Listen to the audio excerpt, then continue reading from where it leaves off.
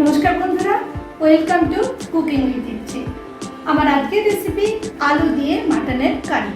Recipe ভালো লাগলে please একটা লাইক দিয়ে দেবেন আর কমেন্ট করে জানাবেন যে রেসিপি কেমন লাগলো।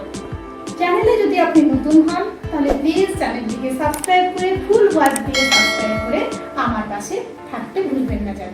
নোটিফিকেশনটাকেও অন করে দেবেন, তাহলে আমার যে কোনো রেসিপি সবচেয়ে প্রথমে পৌঁছে যাবে আপনার কাছে। পুরনো বন্ধুদের অনেক ধন্যবাদ আমার পাশে থাকার জন্য। প্রতি সোম শুক্র সন্ধ্যে 6টায় আমি নিত্য নতুন এরকম রেসিপি আপনাদের কাছে নিয়ে আসবো, তাই আপনাদের আমার পাশে থাকা একান্ত জরুরি, না হলে কিন্তু আমি উৎসাহটা হারিয়ে ফেলবো। মাটন নাম শুনলেই জিভে জল চলে আসে। আজ আমি আপনাদের সাথে আলু দিয়ে মাটনের কারি বানাবো। ছোটোবেলার থেকেই আমরা সবাই এই কারিটা খেয়েছি। আমি আমার স্টাইলে বানাবো। রবিবার পাতে যদি এই রেসিপিটা থাকে তাহলে আর গরম ভাতে কিচ্ছু দরকার হয় না। চলুন তাহলে আমরা রেসিপিটা শুরু করি। এখানে আমি 800 গ্রাম মাটন নিয়েছি আর তার মধ্যে 2টো মিডিয়াম সাইজের টমেটো পেস্ট করে নিয়েছিলাম মিক্সারে, সেটা দিয়ে দিলাম। আমি দেব বড় চামচে 3 চামচ সরষের তেল আর দেব 1.5 চামচ হলুদ। এইবার এই সব কিছু ভালো করে মাখিয়ে মাটনের মধ্যে আমি এটাকে আধ ঘন্টার জন্য ম্যারিনেশন করে রেখে দেব। এদিকে একটা মিক্সার জারের মধ্যে আমি 4টে মিডিয়াম সাইজের পেঁয়াজ নিচ্ছি, নেব রসুন এখানে আমি 1 মুঠো রসুন নিয়েছি, মানে বড় চামচের 4 চামচ রসুন বাটা হবে এই পরিমাণে। এরকমভাবে একটা মশলা আমি রেডি করব। আদা নিয়ে নিলাম, বড় চামচের 3 চামচ হবে সেরকম আদা বাটা হবে, সেরকম আদা। লঙ্কা নিলাম 5টা, ধনে নিলাম বড় চামচের 2 চামচ, জিরে নিলাম বড় চামচের 1.5 চামচ।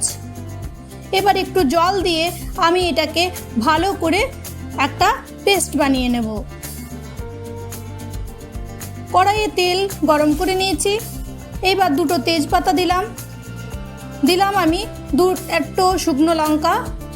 তেল আমি এখানে 5 চামচ ব্যবহার করেছি আর দিলাম লবঙ্গ, এলাচ, দারচিনি। এটার খুব সুন্দর একটা ফ্লেভার বের হওয়া পর্যন্ত আমি ওয়েট করব। আঁচটা আমাদের রয়েছে লো। কালারের জন্য দিয়ে দিলাম বড় 1 চামচ কাশ্মীরি মির্চ।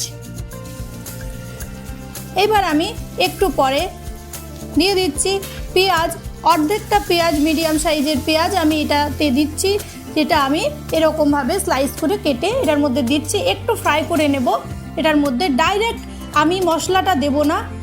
প্রথমে একটু পেঁয়াজ এরকমভাবে ফ্রাই করে নিলে মাটনটা দারুণ হবে। একদিন বানিয়ে অবশ্যই ট্রাই করে দেখতে পারেন। এইবার আমি যে মশলাটা রেডি করে রেখেছিলাম সেই মশলাটা দিয়ে দিলাম।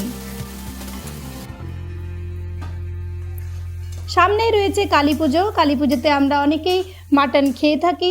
এরকমভাবে বানিয়ে একদিন দেখুন, নিশ্চয়ই দুর্দান্ত হবে।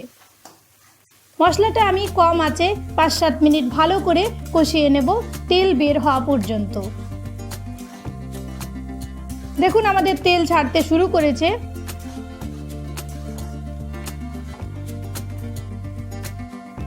পুরো তেল সেপারেট হচ্ছে। এই অবস্থাতে আমি দিয়ে দিলাম মাটনটা, যেটা ম্যারিনেশন করে রেখেছিলাম সেটা। মাটনটা দিয়েও আমি সাথে সাথে এটার মধ্যে দিয়ে দেব নুন পরিমাণ মতো। এখানে আমি বড় চামচের 2 চামচ নুন দিয়েছি, আপনারা নিজেদের স্বাদ মতো নুনটা দেবেন।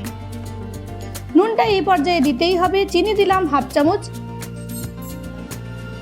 নুনটা এই পর্যায়ে না দিলে মাটনের মধ্যে কিন্তু নুনটা ঢুকবে না। ভালো করে এটাকে আমি কষাতে থাকবো 5-7 মিনিট কম আঁচে। দেখছেন কীরকমভাবে তেল ছাড়তে শুরু করেছে। 5 মিনিট পর যে কোনো প্রোটিনের জিনিস কম আঁচে সবসময় কষানোর চেষ্টা করবেন আর টাইম দিয়ে কষাবেন, তাহলে টেস্টটা অনেক ভালো হবে। দেখছেন কতটা কালার চেঞ্জ আমাদের হতে শুরু করেছে।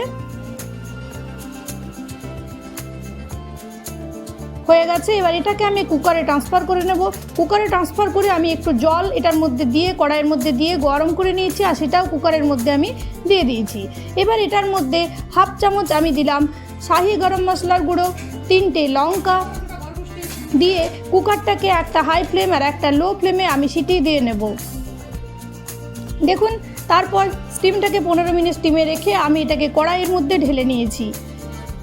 দিয়ে দিলাম আরও 4টে লঙ্কা। আমার অলরেডি মাটন রেজালা দেওয়া আছে। 1 চামচ দিলাম আমি বড় চামচের শাহি গরম মশলার গুঁড়ো, আর মিট মশলা দেবো বড় চামচের 1 চামচ। এবার এগুলোকে ভালো করে মিশিয়ে আমি লো ফ্লেমে 5 মিনিট ঢেকে রাখবো, সব ইনগ্রিডিয়েন্টস এটার মধ্যে ফ্লেভারগুলো অ্যাড করার জন্য। রেজালা রেসিপি আমার দেওয়া আছে, যদি আপনারা দেখতে চান তাহলে নিশ্চয়ই দেখে নেবেন, আর তারপর সেটাও আপনারা বানাতে পারেন। দেখুন, 5 মিনিট পর আমি সার্ভ করে দিয়েছি। রেডি হয়ে গেল আমার আজকের রেসিপি। আবার দেখা হবে আমাদের পরবর্তী পর্বে।